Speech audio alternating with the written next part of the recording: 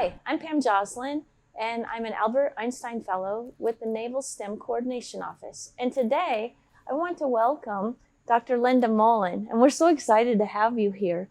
And I was going to ask, Linda, could you tell us about your journey, please? Sure. So in high school, I was always very interested in math. And when I went to my guidance counselor asking for advice for career choices, he said, what about accounting? And so I took accounting, thank goodness, in high school, and I realized it was missing the science part. Mm-hmm. And then I took physics as a senior in high school, and I realized that that's what I loved, math with science together. So I majored in electrical engineering in undergrad and went on to get my master's and PhD, both in electrical engineering. And what was your project for your PhD? What was your dissertation work in? So my dissertation work was a Navy-focused area, which is sensing underwater. In my case, it was using lasers. So we're working on technology to develop sensors for platforms like this to see underwater. Yeah. Did you know that you wanted to go into the Navy right away when you were doing your undergrad or graduate work? Yeah, I did not. My goal was to, after getting my bachelor's degree, was to go work and go get my master's part-time because that's what my mom did. So once I graduated college, I had a job doing programming, which was okay, but it was really missing that like hands-on factor. And I went interviewing at universities for the part-time master's program, and I ended up actually interviewing for a full-time PhD program. And it was not something that I had thought of before, but it was to work on that project using lasers to sense underwater. And I thought it was really cool. I liked school, so I said, why not? That's awesome. So how long have you been working here at this facility? And can you tell us more about this, your role in this facility? Sure. So I am a senior scientific technical manager at the Advanced Technology Development Department at the Naval Air Warfare Center Aircraft Division. So our department actually ranges in technologies from autonomy, artificial intelligence, acoustic, magnetic, and quantum sensors, and I am working on laser sensors. So that's our group develops laser sensors both for autonomous underwater vehicles like you see here. We have sensors that fly on aircraft to look through the water, and kind of all mixes in between. And so some of the lasers, as I was talking with you earlier, they bounce off of the ocean floor, mm-hmm. and then you have some that communicate above. You want to describe that a little bit more? So the reason we use lasers to sense underwater is because we can encode lasers with information very easily. An example in everyday life is FiOS, or fiber optics. Fiber optics can transmit light, and you can put lots of information on the laser beam. So we can put information on the laser beam both to communicate, or we can put information on the laser to help it see better, or us to see better underwater.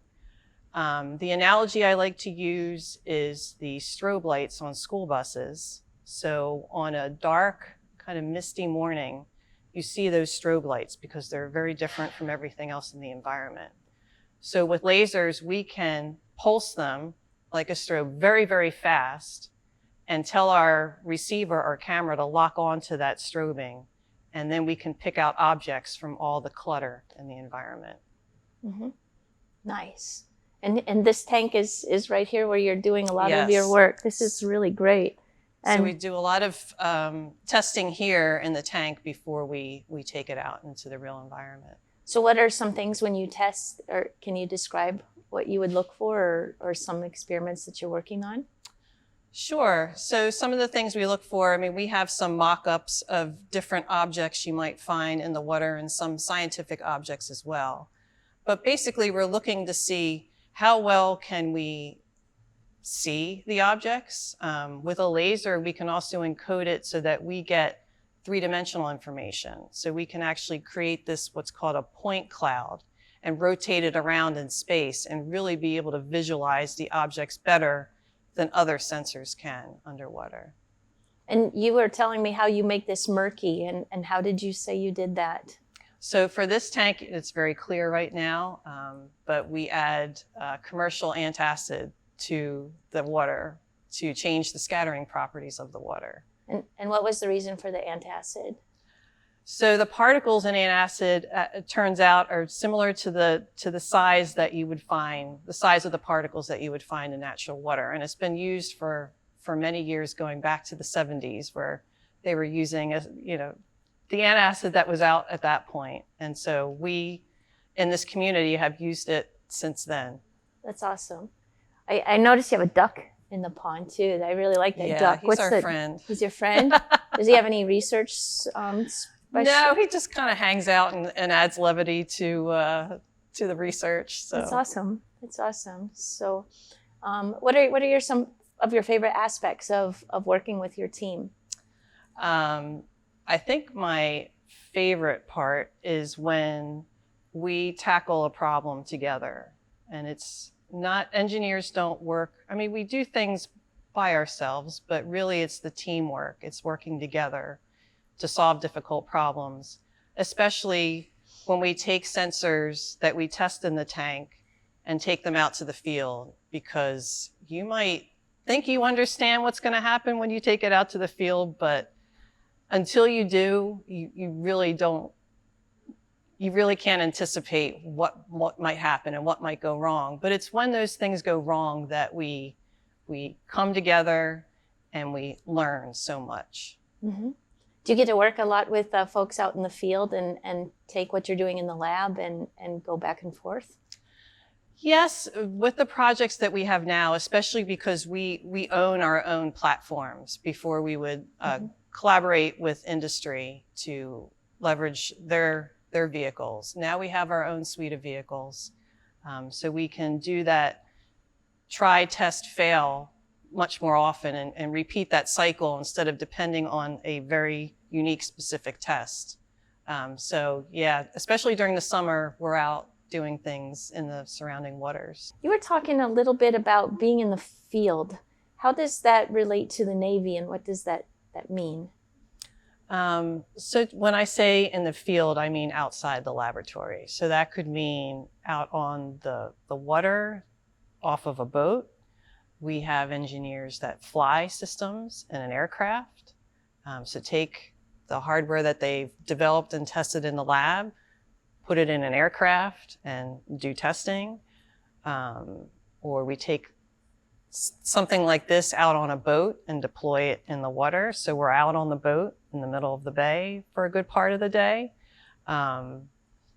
Or we might take it out into a local lake or a quarry. We've done quarries before. So really just taking it outside the laboratory. Does it vary? So if you're in a quarry versus a lake or even a river or out in the middle of the ocean, how does that vary? Yeah, so the quarry is very protected from wind and other things. It might be much clearer water. Depending on where else you go, maybe open ocean water might have more wind wave action. It makes it more challenging. The water might not be as clear, that kind of thing. How is your research relevant to the Navy? So the Navy, of course, is interested in finding undersea threats, very large ones like submarines down to very small ones like explosive mines.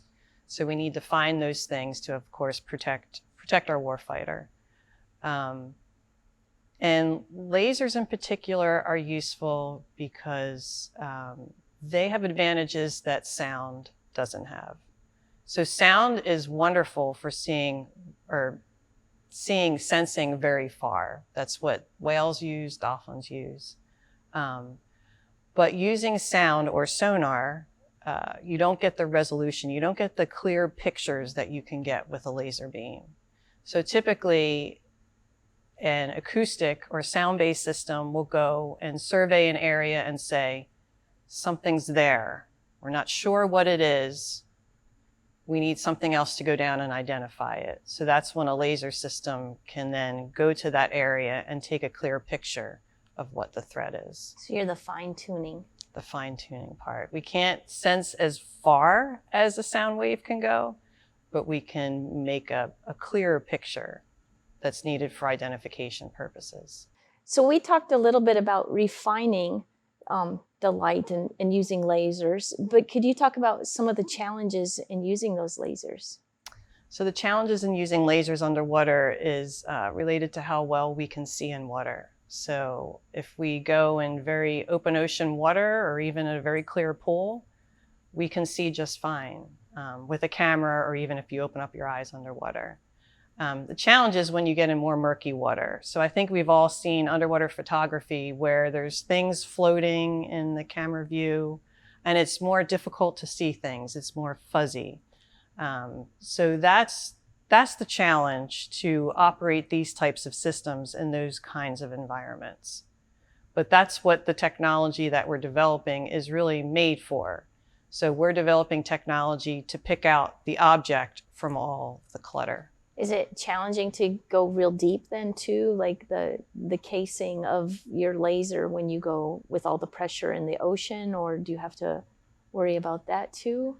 So what we're targeting is more in the shallow water areas, okay, where the murkiness is the challenge. In very deep open ocean water, in addition to those challenges of what you put the laser in very open ocean environments, it's more the absorption of light. So it's kind of like driving on a clear night. Mm-hmm. To see further, you turn on your high beams. So you put more light into the environment, you can see further. So in those very deep open ocean water environments, if you crank up the laser power, you can see better. So that doesn't work so well in murky water, just like if you're driving on a foggy night. So if you're driving on a foggy night, you don't turn your high beams on because you just see more light scattered back from the clutter. So same thing with using a laser. On cars, they have fog lights, which are further away from your line of sight, and you can see a little bit better. Mm-hmm. And so we play those same kinds of games with laser systems in water. Besides the Navy, what are some other applications for using lasers? So for our specific research, it's really improving visibility in degraded visual environments, like when I was talking about murky water. Degraded visual environments also include helicopters landing in dust or sand, or trying to see through clouds. Those are very highly scattering environments.